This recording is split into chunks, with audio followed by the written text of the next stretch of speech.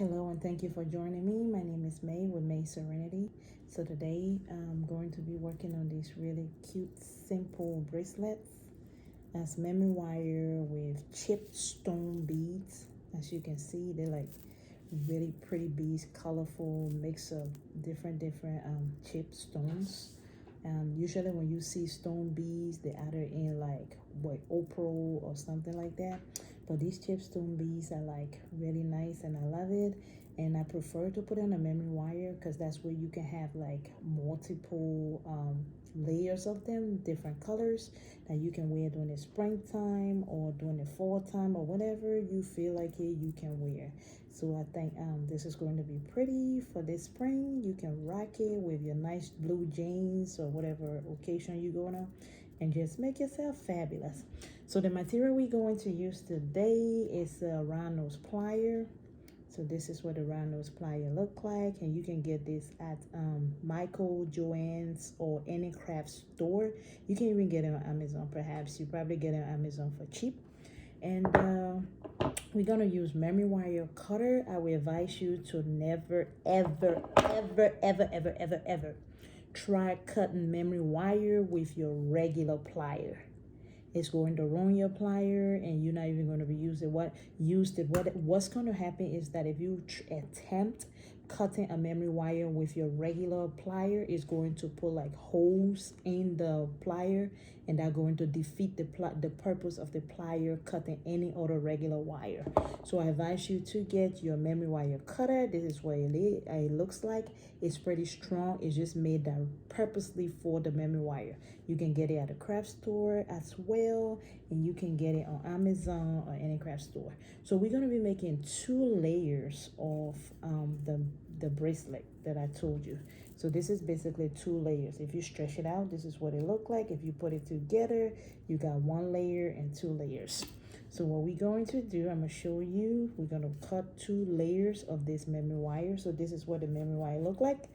It's like the spring thingy. And if you ever see like those spring like toys for the dogs or spring toys, they had the little spring toy that came out one time where you can roll it or toss it around. Pretty dope, but it was just temporary and they lasted for not so long. So that's how it looks like, except that this one, the texture is not as strong as, you know, the toy that I'm talking about.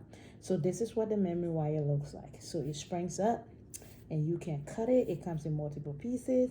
So when you start to string this, it kind of like stretches out. So we're gonna cut 2 layers. So this is not 1, so this is 1 layer and 2 layer, and then we're gonna cut this part.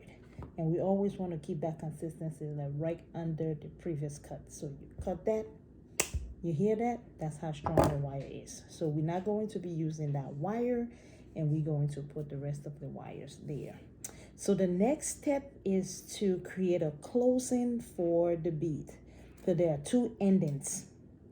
If you start to bead the wire, what will happen without the closing, what will happen is that the bead is going to come out. So what we're going to do is to use our round nose plier, like I told you from the beginning. That's one of the material we're going to use to make a loop. So in order to make a loop, you hold the piece of the wire. The wire is pretty strong, so make sure you're holding your plier very tight and try to bend it with the consistency of your finger. What I do is once I bend it, I use the part. This is my favorite round nose plier. One reason being is that it has that correlation of high and low. So it kind of hold your high weight and your lower weight, so it makes it much easier. So once I pull with the high weight, I'm gonna use my lower weight, and then I'm gonna go ahead and bend that wire, and then go back to my high weight and bend some more until I have that nice and sore. And then you want to clip it in there. Usually what I do, once I clip it in, I make sure it's nice and secure because you don't want it opening. So you make sure that it's nice and secure. There you go. So this is what your loop is going to look like. Can you see that? All right, so that's your nice and pretty loop. So you saw how we did that. Once you have secured that loop, then you're going to start beading on your 2 layers bracelets. So what we're gonna do is start. So what I usually do, I start with a heavy bead. So the heavy bead starts right there. And what I mean by heavy bead is that the whole of this chip on this chip stone is way in the middle. Unlike other beads, like the whole of this chip is right on the edge. And if you apply too much pressure on it, it's going to crack open, and then that's going to fall from within the wire. So when you find chip holes that are on the edge of the bead like this, I encourage you not to like include that in your beading, because what will happen is that it's going to fall, and then it's going to cause the consistency of the beading to be incorrect. So what I do is put it on the side, and then I continue to bead. Make sure your holes are within the middle, or if it's not in the middle, it's on a much thicker stone where it can stay click on there. So what we're going to do is going to continue to bead on this wire nice and pretty. I'm not using any particular techniques or any other style. I'm keeping it very simple, like other bracelets say you add different, you know, charms or whatever on there, but I'm basically keeping this simple because the stones itself are very pretty. The colors are vibrant. You do not need additional accessory or additional stuff to add on it. Remember what I told you about the chip being on the end? Like you see this right here. I don't know if you can see that.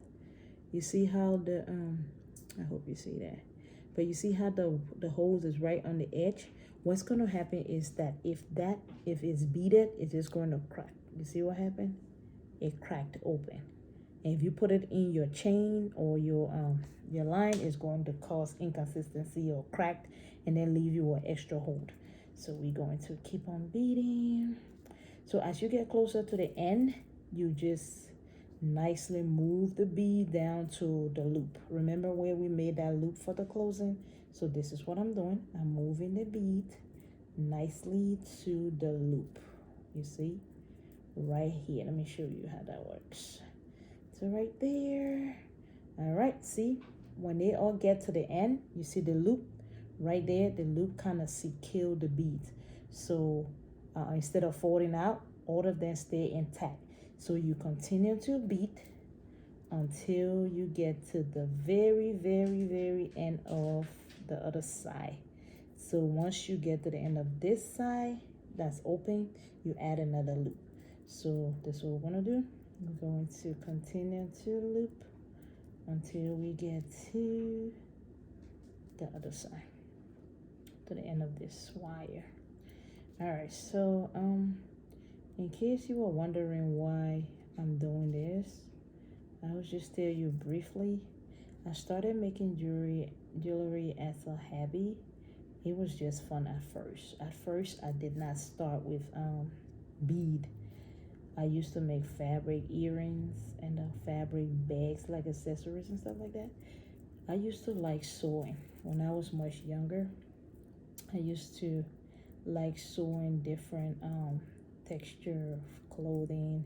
It was funny, when I was about 9 years old, my brother and I would go to the tailor shop in West Africa at that time. That's where I grew up. We'll go to the tailor shop and we would pick up like excess fabric, like fabric that the tailor did not want or wasn't using. We'll pick up those fabrics, and then we would come home, and then I would sit down and I would design these like doll baby clothes for the dolls. Yeah, I will make them, and then when I'm done making them, I'll have my brother go and sell them. At that time, we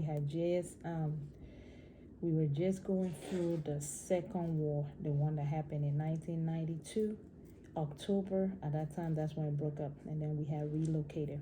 So my brother and I would sew clothing, doll baby clothes, and then we would go in the community to sell. It was fun. But then as I grew older, I started having this passion for like different things, fashion, the way I dress, the way that I look. It started becoming very, important to me. Every clothes I wear, I wanted it to be color coordinated, but but it was just limited resources or limited access to things that will help you to enhance the quality of your beauty or find clothes to be precise. We never had that privilege.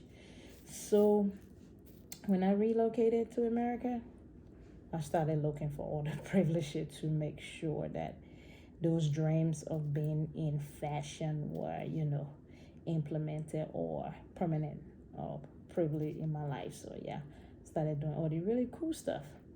Then jewelry came about, and I started making the fabric jewelry.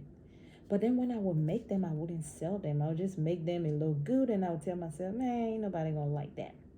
Then I started looking at people doing the similar thing, and it was selling. Then I got out of it for a while. So a few years ago, a friend of mine reassured me, that you like doing stuff like that, May. Why can't you, do it? And I'm like, nah, I don't feel like it. And then it finally clicked. Went to the craft store one day, and then I found out, let me get a box of beads and attempt something. So I did. Got a couple of beads, and I attempted. Oh, it was amazing. The first necklace I made, it wasn't like over the top, but it's the idea. I took time out of my busy schedule, and I made something that was, pretty in my eyes. I don't know about the rest of the people, but it just looked amazing. I was fascinated. I did videos. I was sharing those videos. I was amazed. And then the next day I wanted to do it. The following day I wanted to do it. And I kept doing it and kept doing it until I started getting really good at it. And then I decided to take classes. I started looking at YouTube videos and other important videos to help me to enhance my quality of product, especially when it comes to jewelry. But then I wanted consistency. Like a lot of the things we make, it's all over the place. Sometimes you just don't want to repeat what is already made. So I started looking for consistency, and then I said, you know what, I will do wooden beads. Wood is natural, it's pretty, it's kind of simple, but when you dressed it up, it's just breathtaking. So I started doing wooden beads, and then I started loving it. I started adding other important beads to it, like the bone beads from Kenya, or Mali beads, the chiffon beads, and those really pretty old beads that tells story of history, ancient time. It kind of makes you want to, do it. So I started following the history, and I realized that bead has been around for so long. You know that the Egyptian queens would adorn themselves with so many different quality beads and stuff like that, and they look so fabulous and so pretty. So I got hooked on making the beads, and here I am. So we came up with the maiserenity. The idea of the maiserenity is what it says, maiserenity. If you look at the word May is for the month of May, to be precise, and that's my name. So yeah, and then the serenity just put you in that state of calmness. What made me choose maiserenity is that every time I come to make jewelry, there is a state of calmness. I'm relaxed. It's like a therapy. When you bead in each and every wire, you have that state of, that mind of calmness. I'm very calm. I'm very into it. It's involving. It's articulate. It just put me to this place. So maiserenity is just all about the calm, the story, and everything that is beautiful when it comes to fashion. So I hope that this will inspire you in some way, and continue to follow us on Facebook as maiserenity, on Instagram as maiserenity, on YouTube. I'm not very good at doing YouTube video. I've been trying to look for all of the quality equipment to help me to make the best video. So please consider me. I promise you just how I have improved in making beats. I promise you I will improve in making quality video. Hey, look at that. We've been having a conversation until we almost finished. Look at that. We just got a little bit more to go. So I'm going to let you go for a moment and I'm going to be right back and then we're going to finish this, okay? Okay, so now that we finished all of the wiring so far, okay, so just make sure everything is intact. Pull as much as possible and pull some more. What I like to do is with these chips, I like to pull and pull because like if I told you if the cracks are to the edge, the bead is going to pop. So I pull some more, make sure that those crack edges dropped so that your bracelet will be nice and secure. It won't have any like deep hole in the middle of it because you want neat, pretty product. So yeah. So now that we almost to the very end, this is what we're gonna do.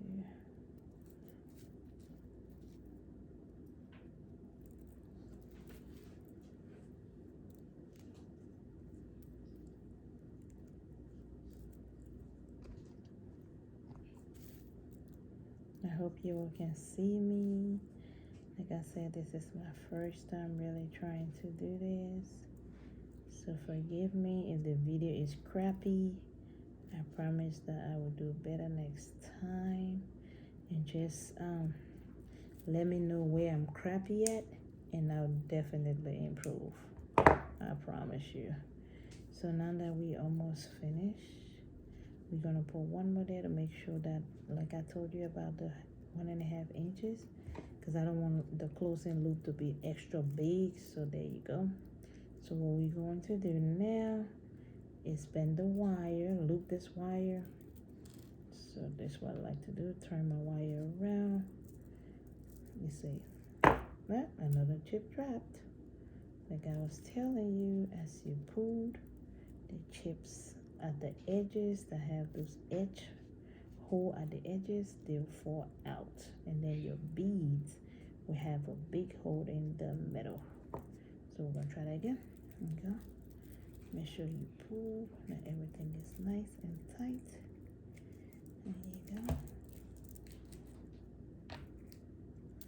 There you go. And then you make your loop.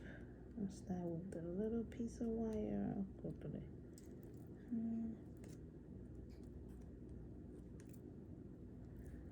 Good. And then just secure that. There we go. There we go, your loop right there. Can you see that? Can everybody see that? Alright.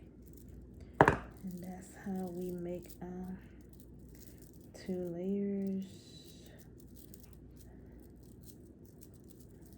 bracelets. Let me see that.